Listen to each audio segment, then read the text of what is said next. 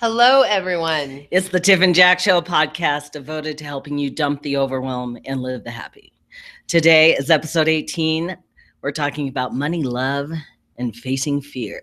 I thought it was relationships. And relationships. Well, love and past lives and love languages. It's just so many things. How do you write a title that includes everything? You just don't. So welcome. We're so glad you're here. Episode 18. Today is a fantastic Sunday. And Tiff and I just got a wild hair to sit down and record our podcast since we love you. And we like to talk to you and to each other. So thank you for being here with us. We're starting our vacation. Oh, we're already on vacation. Yes. We are in But vacation. we are so dedicated to you, the listener, that we will even do our podcast on vacation unless we're in Costa Rica. Because maybe. No, maybe. Even there, it would be even more fun, I think, to record a podcast. So who are we listening to that was in Costa Rica? Christopher Ryan. Ryan. Tangentially speaking. Yeah. Fantastic podcast. Yeah, I really appreciated what he had to say about women and the women that live in other countries. Yeah. It just got me thinking, because he was just talking about how the women in other countries are so much more secure. He has spent a lot of time in Spain. And he said the women are just so much more secure. They take a lot of pride in their age. And I just think American women need a little assistance with this kind of thing. Well, we're so conditioned. Well, like he was saying, we're a pretty fear-based nation. Ugh. There are a lot of things, healthcare, tricky.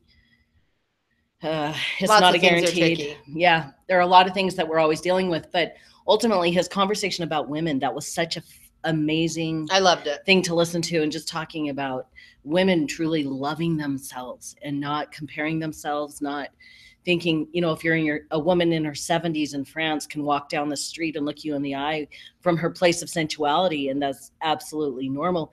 Here in our country, a lot of times women may feel that as they age, they're losing their sensual expression. Yeah. No way. Their visibility, who they are, their beauty. Well, that's bullshit. All I can say is that I'm going to age with grace and love it. And what does aging with grace mean to you? Aging with grace just means loving every nuance of what that means. Like right now, I'm going to be 46 next month, and I'm noticing a lot more wrinkles in my skin. On my face is not looking as firm, as youthful. And it's been an interesting experience of acceptance. I come from a family that really appreciates physical beauty, but I think I've taken it out of context a lot. I mean, you've lived with me for a long time. You know when I get a wrinkle or something that I'm not used to, I have in the past have really gotten stressed about it. I know you have. And I just feel like I'm in a different place with it. And I really appreciated what he was sharing, because I'm aging. I am aging. And I feel inside my brain, I feel like I'm about 20. And it's an interesting thing when you feel like you're 20 and you look in the mirror and you're like, oh, you're aging. Well, I think it has been an interesting journey for you and being with you. And all I would love for you is to just absolutely for you to love yourself. Well, you're so amazing.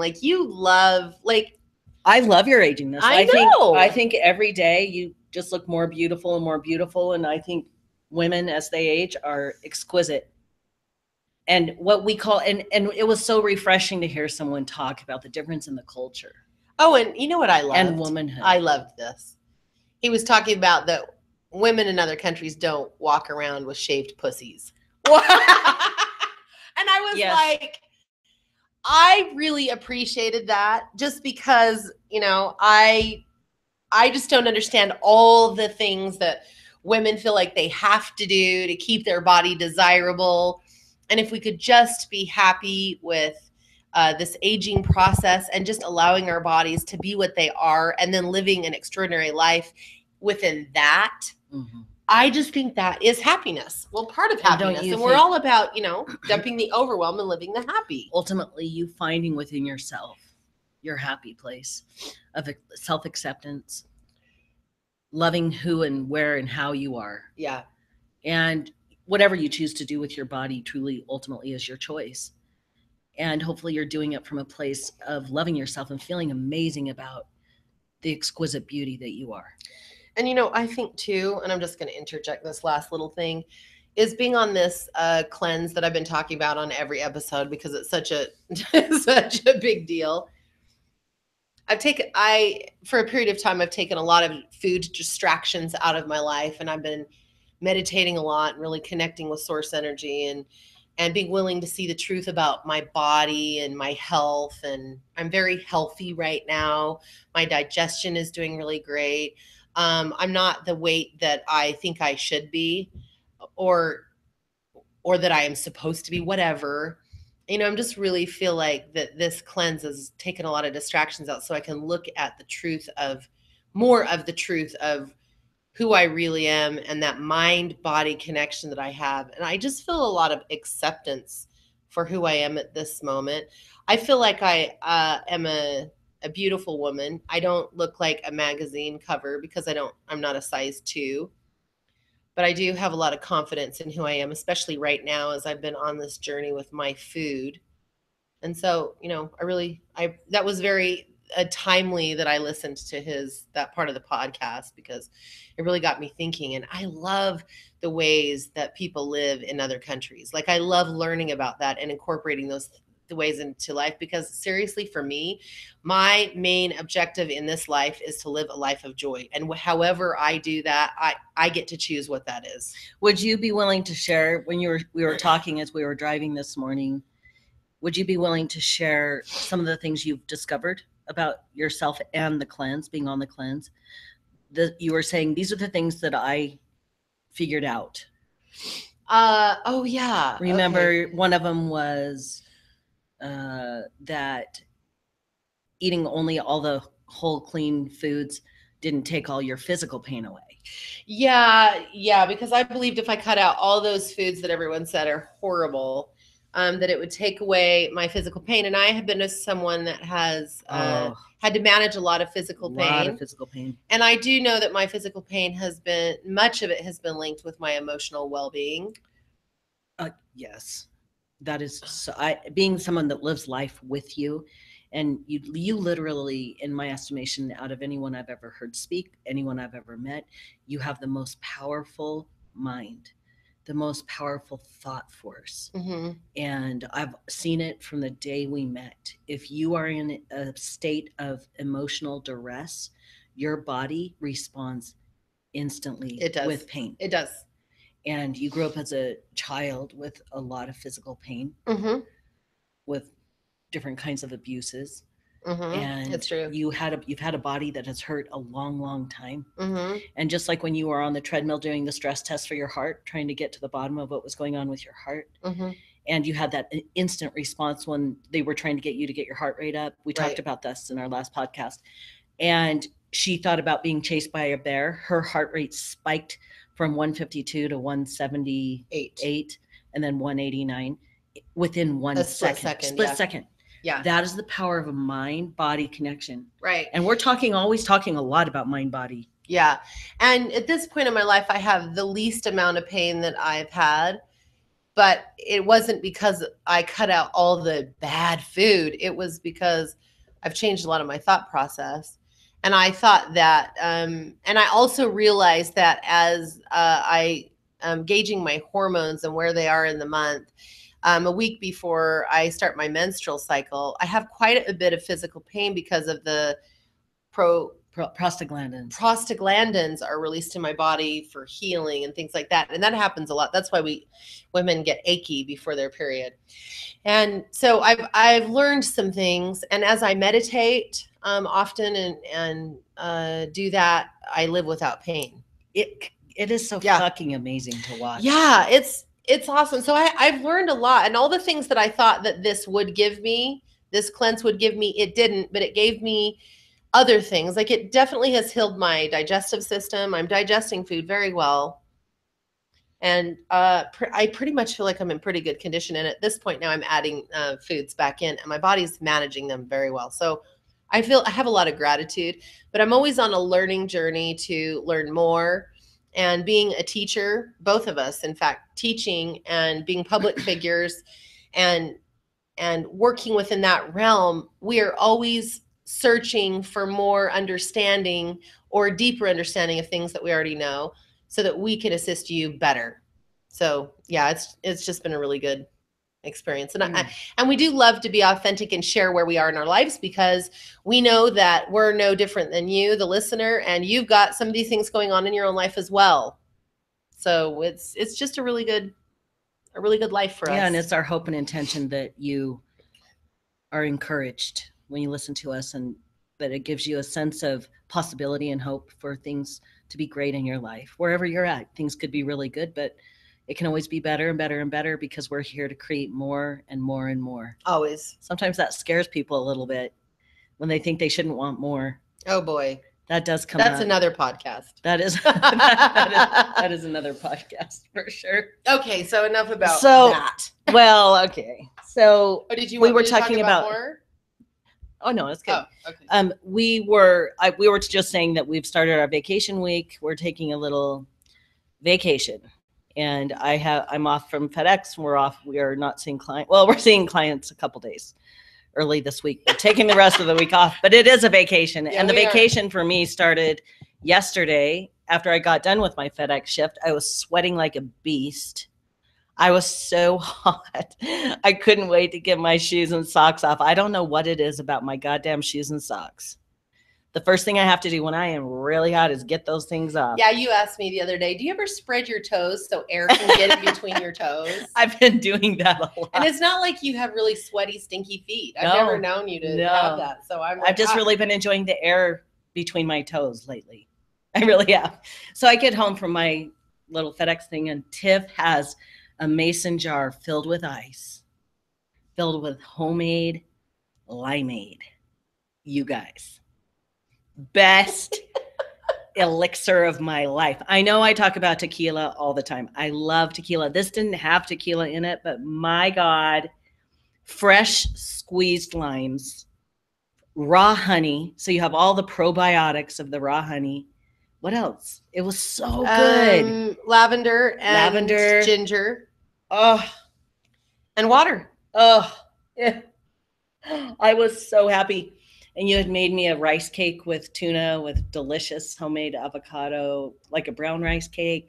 The whole thing was just the best tasting thing of my life. It was so good. I'm so glad you liked it. And the reason I'm thinking about it is right before we started this episode, I'm in the kitchen crunching away, getting ready for the episode, so I have a clear mind and I'm not hangry. Because I'm someone that gets hangry. Oh, that's true. Mr. Hangry. So I was eating my brown rice cake with some tuna and a little crunchy gherkin pickle cut up on top, drinking the leftover Bundaberg ginger beer. It was so good. I love food. Simple pleasures, right? Oh, it was so delicious. I felt so happy. Good. And then that reminded me of last night. Wasn't that the most fun, wild night? We did have a fun night, starting our vacation off with a bonfire. Yeah, our dear friends gave us a really lovely gift, which is a outdoor fire pit. Mm-hmm. So nice. So we had a fire pit, and Jack made s'mores and drank a bunch of tequila. And if you ever know Jack, when he drinks tequila, he gets a little amorous. So we ended up having a fantastic night.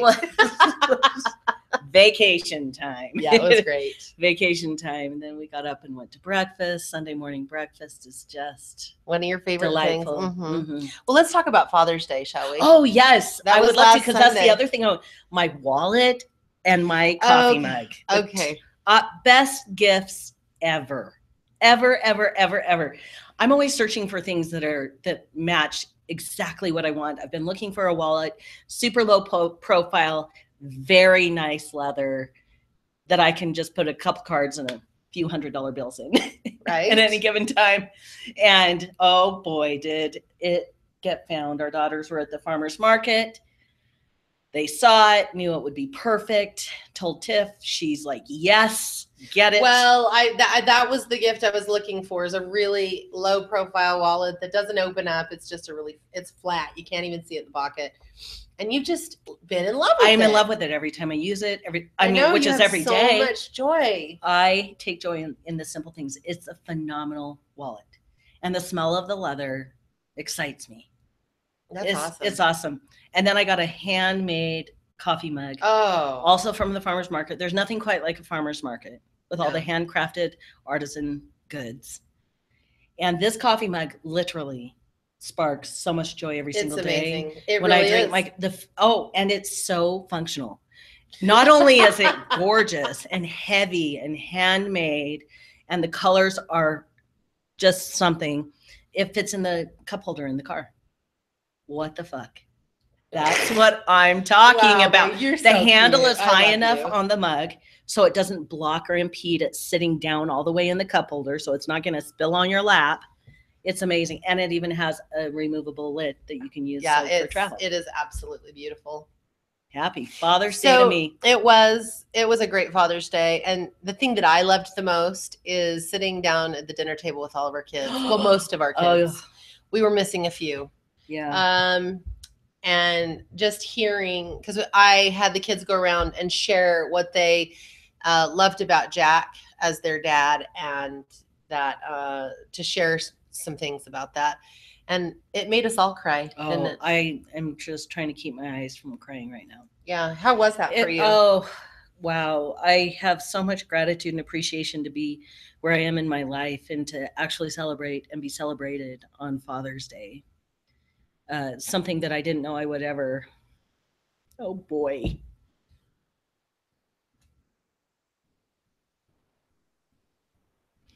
I didn't know that I would ever have the privilege of living as the man that I am, being born in a girl's body. I am a trans man. I am transgender, which simply means I'm the opposite gender of which I was born into. So I was a boy born into a girl's body. I am in medical transition, which just simply means I'm taking a hormone, testosterone, weekly, that is changing my body and my voice. And I finally am living in true alignment and authenticity with who I truly know I was created to be. And it's been a road getting here. So sitting down, and it's only been 2 years since we told the kids, and it brought it all out, and I started my medical transition. And so to sit together at Father's Day and have the kids talk to me about me and tell me how much they love me, and I feel so incredibly supported. There just are no words, just tears. We got a beautiful text from our daughter in Boston and our son and daughter-in-law in China, and our other son. Yeah, and they were amazing messages of how you've changed their life and how incredible you are as a dad. And amazing. And if I can give them or you or anyone anything, I'd like to give them and all of you listening the space to be yourself, because I believe we're all here to figure out what feels good to us and who we really are, and to bring it out and live it big. And sometimes it feels risky to do that. Believe me, I know, but it is worth it. It is just worth it. You can make whatever decisions you need to make to continue on this journey of being yourself, your authentic self. And it is a path of joy and some moments where you have to work through some massive fears, which we were talking about fear today, right? So that brings us right back into topic. Yeah. Oh boy. Whew. Lots of tears. I just wanted to share a little bit too, as we had our grandbaby's second birthday party this last Wednesday. It was a great day to involve everyone. And one thing that I felt like it was interesting is that for my ex-husband and his wife came to the party. That's the first time that we've really interacted since we were divorced and stuff. And everything was awesome. The air was clear. It was fantastic. Yeah. He's a very nice person. And so, I don't have any smack to say about him at all, but it was nice just to get together and celebrate a little person and be able to do that without muddy waters. It was beautiful. You know what I mean? Mm-hmm. I love that so I just much. loved it. And she was so celebrated and had such a great time. And I just wish every child could be that celebrated. I think every child is a celebration. Truly. And I feel honored to have our grandbaby in our family and to be able to celebrate her and all of our kids. I just believe every human being is here to be celebrated. And I'm grateful for the human beings that belong to us. Me too. It was so cute watching Ember. She loved opening her presents, and she was tons so of presents. Serious. Oh, she was so serious, sitting in her little rocking chair that we gave her, and she would open her presents, and we had her little piles going. She had 2 different piles, and she was piling according to what felt like it needed to go where. Absolutely, so adorable. And she got a little baby cart or stroller with a baby that she can push around. Oh, she loved it. And if you haven't seen the dancing video that Tiff I just posted her today. Oh, you have got to go to Tiff's Facebook page, Tiffany Walker, and watch the video of our little grand nugget dancing. And watch, it's only 30 seconds at the end. She does the sexy lip dance moves, shaking her head. You've got to watch the lips at the end.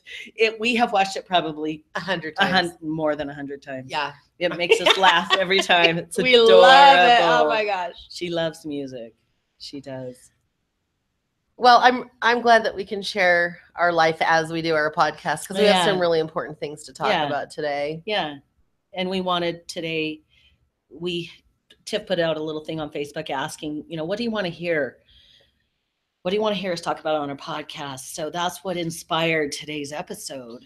We had some great questions and comments. So what should we talk about first? We've picked 4 of the comments. And the first one is from Maggie. And her question was, living for service versus living for ourselves. Is there even a difference? And oh boy, is there. So let's just talk about it. Jack and I are just going to talk about it off the cuff, because That's the way we do everything. Off the cuff. We are an off the cuff life. Yes, totally.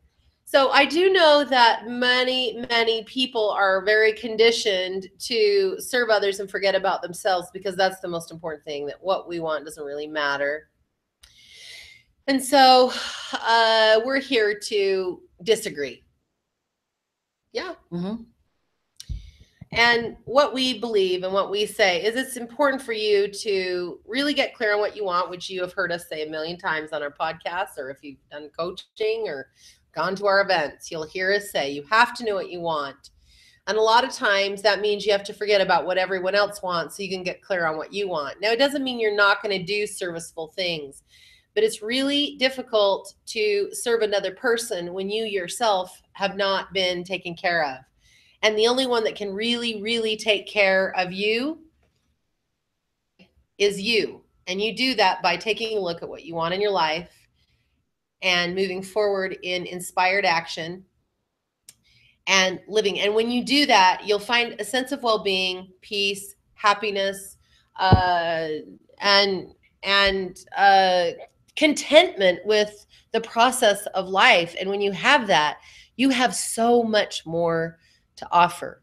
Those of you out there that spend your life taking care of everyone else, keeping everyone else happy, doing everything for everyone else first, I can promise you, you're not a person that is feeling very energized.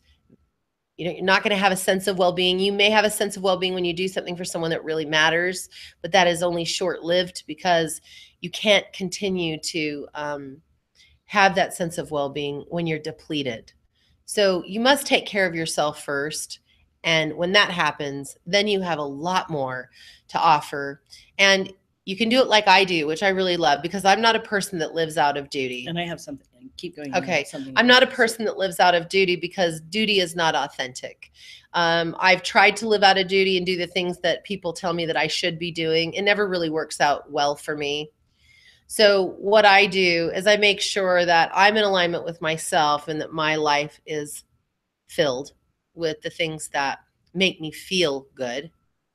And then I offer up to the universe, if there's something I can do for someone that I'm not aware of, please help me be aware. or put a thought into my mind. Which happens every day. There's something always. And sometimes I'll even do something and I just have a feeling to do it, but I have no idea why. Then later something comes up and the thing that I have done, like I could go to the store and purchase something that I don't necessarily need all the time, but I just have a feeling to buy it. So I buy it. And then someone is in need of the thing that I bought. And I love offering that gift. And so I really do live working with the universe and through inspired action. I don't ever try and figure out, oh, what do I need to do for this person so they feel better? I don't live that way because that is not... You're not living in the flow of life. No. And I've learned how to do this by watching you and being with you. To just pay attention. And every time at the grocery store, I'll just get a thought pop in. Oh, pick this up.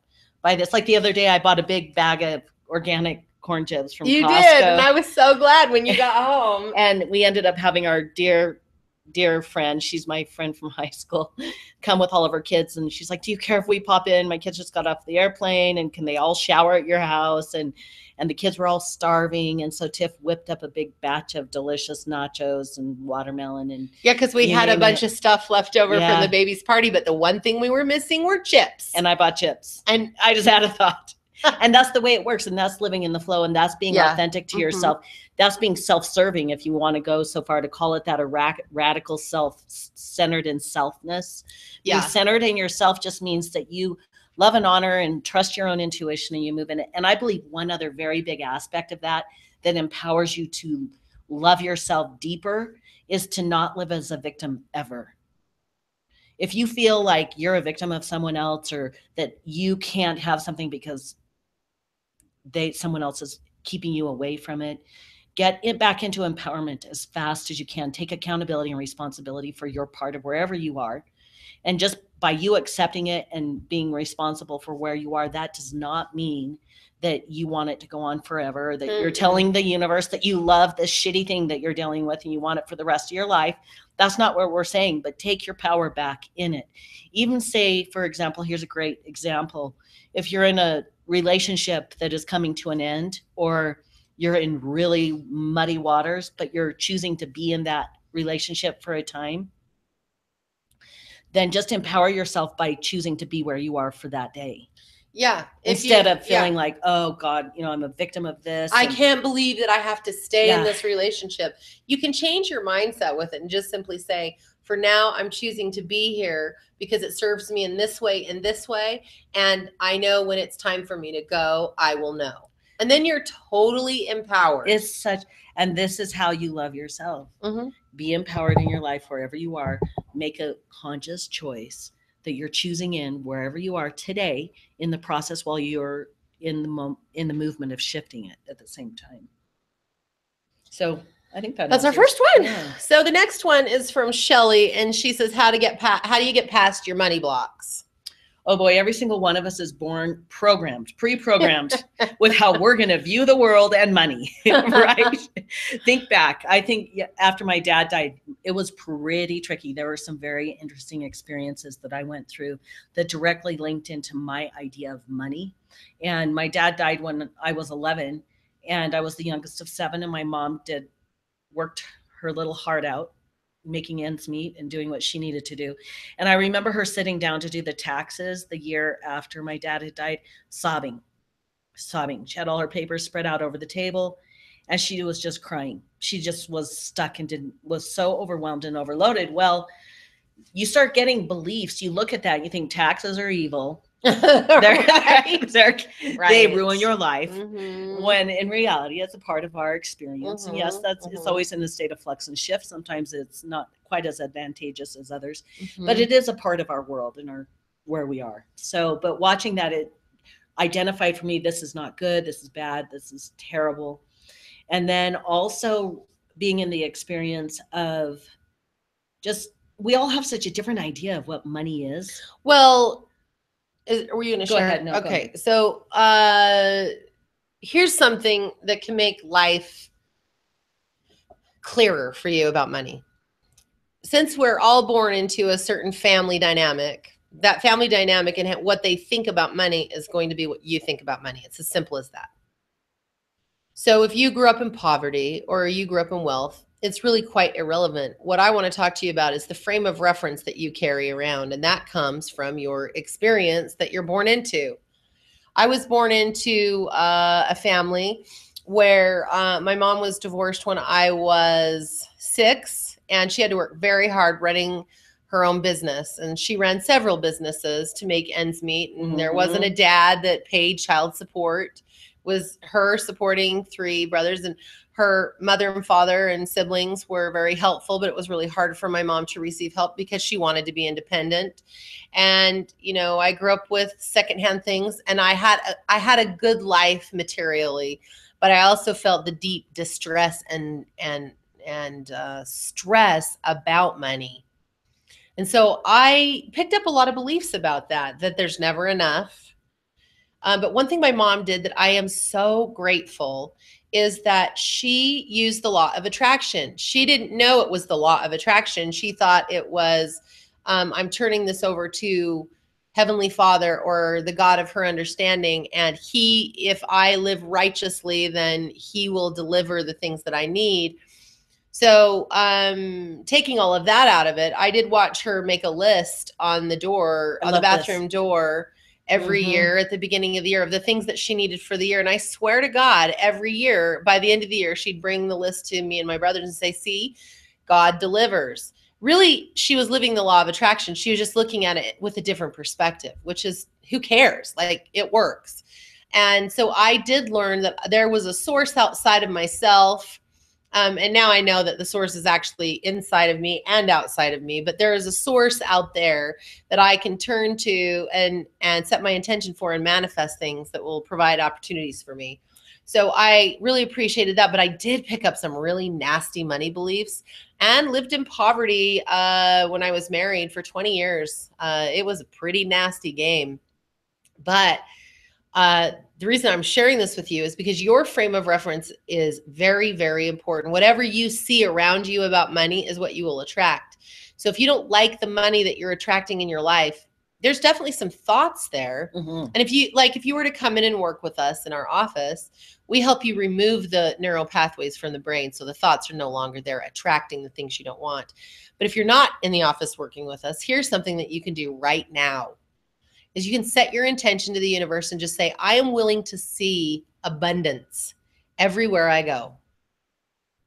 And when you do that, the universe will bring in experiences for you to witness something different that will gradually change your perspective on money. It's amazing. And I actually did this myself. Okay. Yeah. I did this. And one of the people that was brought into my life experience that showed me what abundance was Jack. I love that. Do you? I do. Every time you say it, it makes me happy. Well, I just remember, and I think I've probably talked about this in another podcast, but you know, Jack had a beautiful home, beautiful things. He was very generous with me when we met. You know, I struggled when we were friends. I didn't have a lot of money. In fact, you guys, this is how bad it really was, is that there were times that I didn't even have literally 10 cents. Okay. And I'm not kidding. I used to tell people way back when, I'm like, yeah, I don't really have any money to do that. And most people wouldn't really understand. I was saying, I don't even have 10 cents to my name. Our bank accounts are empty. I might have to look under the cushions and maybe I'd find a quarter. That's how bad it was. And sometimes I didn't know how I was going to have gas for my car. And I remember one time, and you probably don't even remember this, but I was going to go over to Jack's and we were going to do something. And I said, I can't make it. I don't have gas in my car. And he said, do you have enough gas to get out to my house? And I said, well, probably. And he said, I'll fill up your car with gas. And so he was filling up my minivan with fuel. And I said, I really appreciate that. And he said, it's just money.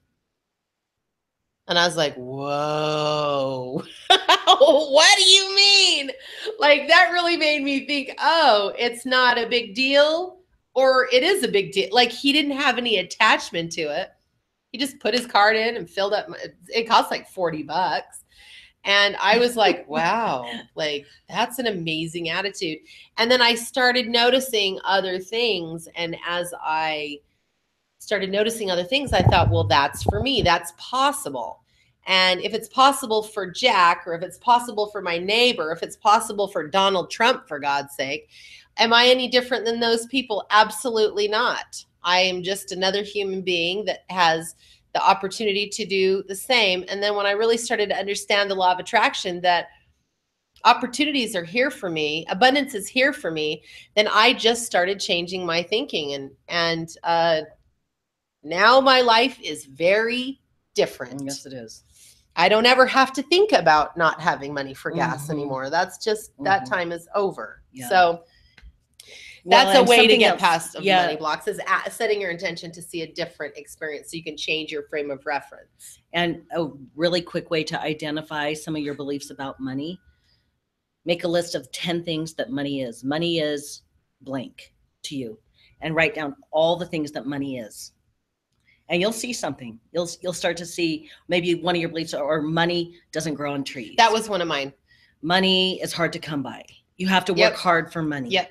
Money is scarce. There's never enough money. Does any of this resonate? If so, those are your prime money beliefs.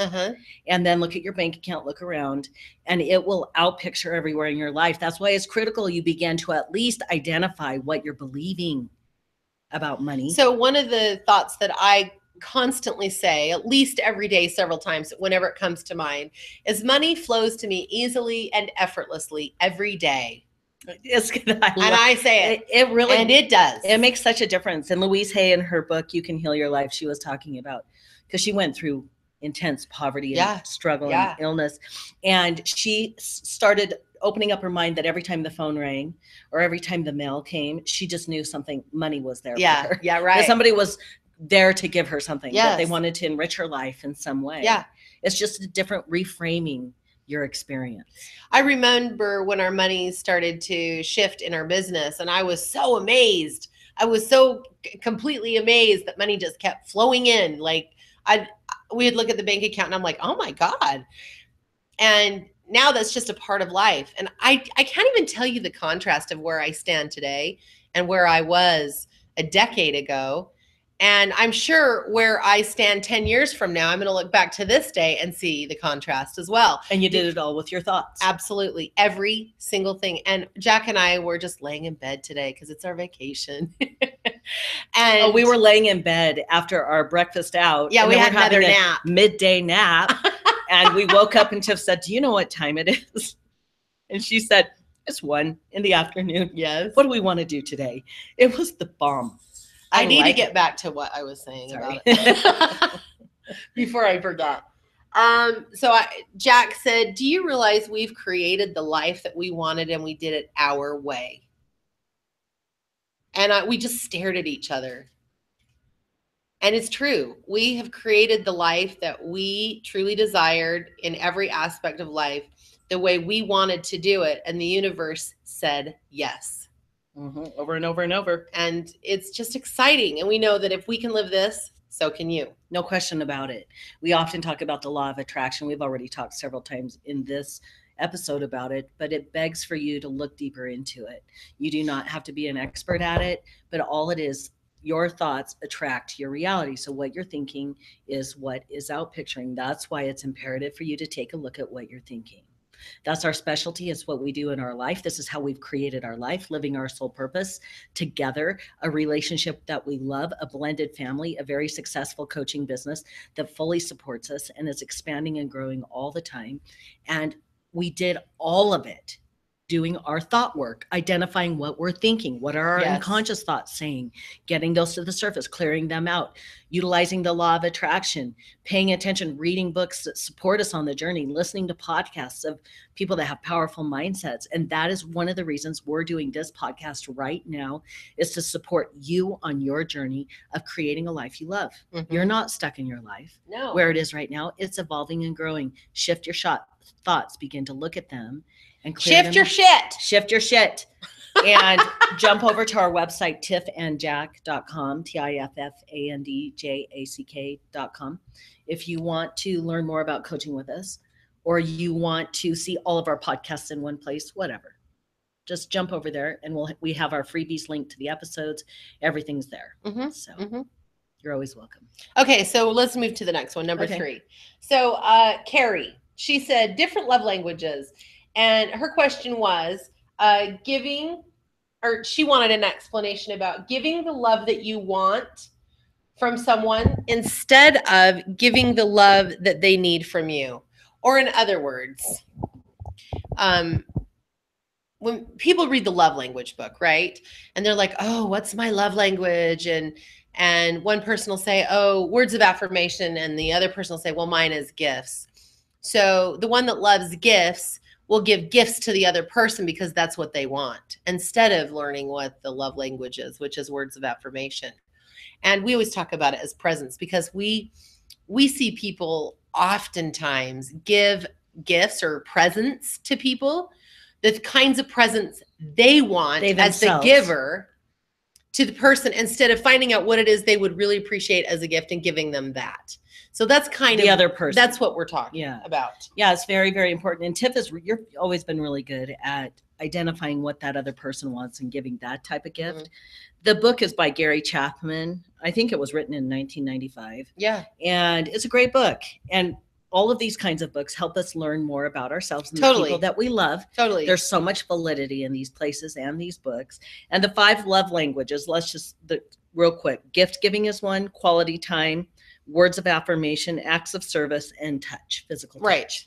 Those are the 5 love languages. So what you will find is through your life, you'll get really good at giving and receiving all of these as you do your inner work. But there may be 1 or 2 that you really relate to as showing love. And so, reading this book, like Jack said, will definitely assist you in getting to know yourself and your person better. But I want to ask you, babe, as your love language, what was it before you met me? Definitely words of affirmation. No question. That's where I lived. And I would say it's an interesting thing, because I would say even with my transition, that I now, physical touch is the top of my list. Right. My love language. Don't get me wrong, I love gifts. I love words of affirmation. I love service when Tiff does something for me, or when we have quality time, but it's the physical touch that fuels my fire in more ways than one. And I really love gifts, love them. And I feel very loved by people that give me gifts. I really love quality time with the people that I love, especially my sweetheart. And so I feel really loved when you share quality time. Words of affirmation is probably my least that I feel Absolutely, like I would agree. That is true. That is true.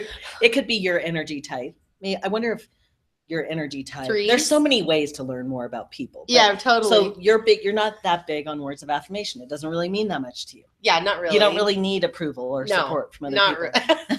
Well, I like having support. I like to know that people appreciate what I have to offer, but I don't need to hear what people think about me so that I feel okay. Or feel loved. What about if I didn't ever tell you how beautiful you are, how much I loved your hair, that you smell good? Then I just ask you what you think. And it wouldn't matter. Like, you don't have any I really appreciate, because you offer those things freely and I appreciate them. But as far as needing it to feel loved, I can't say that it feels like that's something I really need from people in relationship. I don't know. Are you able to identify your top?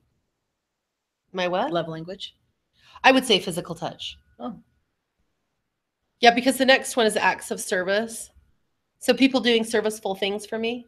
Is that what that means? Yeah. Yeah, I would say words of affirmation and acts of service are probably low.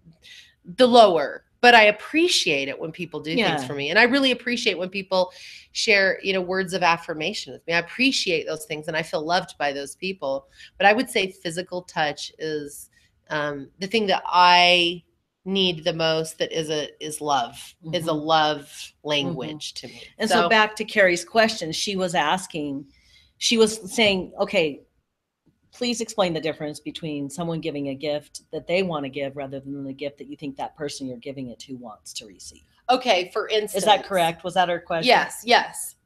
And so that's like, okay, here's a good one. Here's a really good one that I lived with for 21 years in a prior marriage. That my husband at the time loved ice cream. So I'm like, would you go buy me a treat and just surprise me? He would come home with ice cream every year for 21 years because it's his favorite. And guess who hates ice cream? Moa. And I would be like, why did you get ice cream? You know I don't like ice cream. And he's like, oh, I forgot. And instead of like, why didn't you bring me home a Reese's peanut butter cup? Because I would think that you know that. And that's one thing I really noticed about Jack when we met is he was so amazing about finding out the things that I loved and then would do things that he like he would buy things for me or do things for me that I loved. And I just thought that was so awesome because more times than not, I see people offer things to others that they themselves want instead of really getting to know the other person about what they want. So if this is with the 5 love languages and you really believe in this and this is a book you loved, then pay attention to your person's love language. And if there's something kind of an offering that you want to give to them, speak to them through that. Mm-hmm. Yeah. Or? Yeah, for sure. It's a great, and if you haven't read the book, it's a great book. Yeah. It's one more great way for you to get to know yourself and the person that you love. Yeah. And to be able to love yourself and others more deeply. Yeah. So there's the answer to that one. And we have one more question. I need to get back to it there we go. Okay. This is from Katie. How do you go beyond fear and limiting beliefs, even if you're afraid? Great question. And I actually on here said bag work, babe. And she says, oh, I know. But for those people that don't know, maybe you can share a little bit more. And bag work is our process that we use and teach all of our clients how to clear their unconscious limiting beliefs. And limiting beliefs are fearful thoughts. Yeah, they're fearful what thoughts. They are. That's all it is. So what would you say to our user that maybe has never used bag work and they're trying to figure out how to identify? Sure. Well, if you're afraid or you have a limiting belief that tells you why you can't or shouldn't have something, do it anyway. Go through it anyway. When you feel afraid, and here's the deal. You have to make decisions as a human being. And as you make those decisions, and okay, let's just say some people are like, well, I don't want to choose. That itself is a decision. So there's no way to get out of making a decision. If you choose not to choose, your decision is that you're not choosing what you want. Okay. So you are making decisions every day. You want to make empowered decisions that will help you, and it will scare the shit out of you. There is no way around making a decision different than what you're doing every day because it's totally familiar and normal. You're going to be walking into the unknown. You won't know what to expect, and it feels scary. The truth is, there's no such thing as a real fear about what you're doing. I mean, it's just the illusion of what could happen if I did this. It's just smoke. It doesn't hold any weight unless you believe it. Now, I'm not going to tell you, and Jack will never tell you, we will never tell you that you aren't going to ever feel afraid again, because you are. You're going to feel afraid. But when you feel afraid, walk forward anyway. And what you will find on the other side is the fear that you were thinking about didn't even exist. Mm-hmm. And to walk through it is to make little decisions and do it. And really it's just courage. It's just courage. And move forward. Just have the courage. It's like, how much do you really want change? How much do you really want abundance? How much do you really want certain things? You have to ask yourself the question. If you don't want it that bad, you're not going to really have the courage to press through the fear that comes through. But if there's something you really want and you're afraid to make some decisions, do it anyway.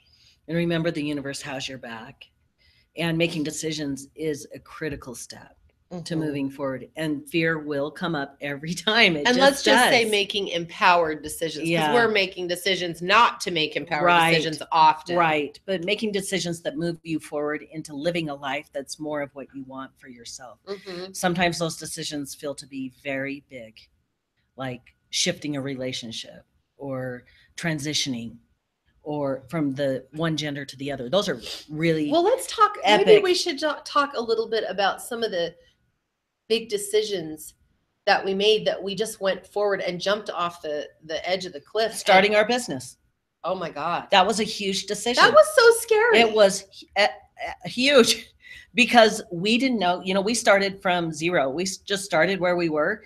We didn't know exactly where we were going or how we were doing it, but we both had a calling. We both felt called and propelled forward by a feeling inside of ourselves to share a message. And it's this message, and we made the decisions to do it, right down to having people in our face saying, get a real job, do this, do that. And I'm like, oh yeah. Oh no, you don't. We even had people trying to call the city to get our business license taken away because they didn't agree with what we were doing, or they thought it was stupid. And did we quit? No. We just kept going. And no matter what obstacle presented itself, we made a decision to move beyond it, knowing that the universe would have our back. And let me tell you something, over the last 10 years, every single thing we've decided we wanted, we have had. Every single thing. And you don't know how it's going to come, and it looks totally uncertain, and the shit is being scared out of you, and you don't know what you're going to do, but you just make the decision to have it, and you take that baby step or flying leap forward into the unknown, and then the next step will show itself. What about our relationship? Oh, our relationship. Huge.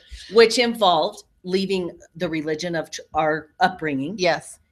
Which was a completely comprehensive. Our entire what you eat, life was wrapped up in what you this say, what religion, you think, how you do it, and how you're married. In order for us to be together, we couldn't be there anymore. So we had to make a decision: the religion of our understanding or the love of our life. And it was truly a heart over head experience. Oh my for me, God. at least, because I had all my I hit a point, and I have never had a clearer decision being presented to me ever in my life. I knew I had to either follow my head, which said, just do what you've always been taught. Do not stray. Do not question. Just live with everything that you've been taught, and then you'll follow all of the rules, and maybe God will have you. Or follow your heart. This was my belief. I know. Or follow your heart, which was, I was in love with Tiff. I had no fucking idea how it would ever work out. In fact, it looked like it would blow everything in my life apart. And I chose my heart. And choosing my heart then meant us starting a business and doing all the things that we're doing together. And on the flip side, at the end, well, not the end, but where we are right now, we're now legally married. We have a blended family. We have an amazing life, an amazing business. The work that we're doing is our sole purpose. We are here creating life our way. And we're here to support you to create your life your way. So please make decisions. Don't be afraid. And if you're afraid, lean into it. Just keep going. As you take one step, the next step will appear. As you're talking about this, I'm remembering that time of our life and how scary. And I remember my decision was like, I knew that I loved you. So it wasn't a matter of it was an easy choice for me to make. But the part is I didn't know what would happen to me. Mm-hmm. And I was so terrified. And I remember thinking to myself, I am going to 100% trust the universe to carry me through this, because I am walking into what I thought was a black abyss. Mm-hmm. I had no clue what was after the dark. Nope. I had no clue. And I just am like, I don't fucking care. I'm walking in there, and either I'm going to die trying, or I'm going to come out in a better way. Yep. That's exactly what you did. That's exactly what I did. Uh-huh. And it takes courage to live life on your own terms. It does. It takes a lot of courage. And we can tell you from experience that if you will do it, and you will muster the courage, and even set your intention if you need to have enough courage to do it. Have courage, have faith, and know that the universe has got you. You will not fall down. You may skin your knee along the way. And we had plenty of skinned knees, but we got up and kept moving, and we would end up in a better place, a better place, a better place. Keeps going. And it just keeps going. We can speak from experience by doing some of the hardest things I've ever seen anyone do. Yep. And then transition your gender. Yeah.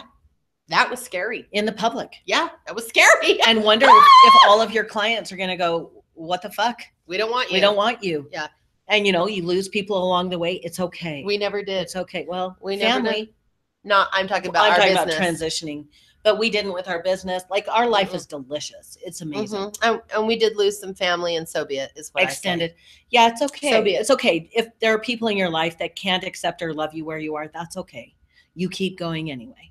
It's okay. Once you know that you are here to create the life that you want, you don't rely on other people to give you the power to be who you are, then you're not attached to if someone says, well, I don't love you anymore because you're not doing it my way. You can release them with love and they can go have their experience. And I have a sneaking suspicion most people come around eventually. I believe so. I do. That's been our experience. And it is happening. Yeah. So we just keep going forward. We do. And we want you to do the same thing. Yes. And we know from our experience of all the clients that we work with, our friends, the people that we know, some of you are going through very difficult times. Very difficult. Don't give up. Shore up your courage. Just keep moving forward, taking one step at a time. Immerse yourself in all things supportive. Listen to our podcast.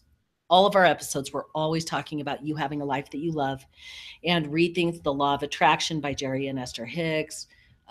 E Squared by Pam Grout teaches you how to start trusting the universe and to recognize and see how it's working in your life. Deepak Chopra is another. His books are amazing. Amazing. The Universe Has Your Back, girl. Gabby Bernstein. Yeah, Gabby Bernstein. Sanat Jensen Chero. Oh yeah, big time. You're a badass. Like. And then in all the old, Catherine Ponder, Wallace Wattles, Think and Grow Rich, Napoleon Hill, Andrew Carnegie.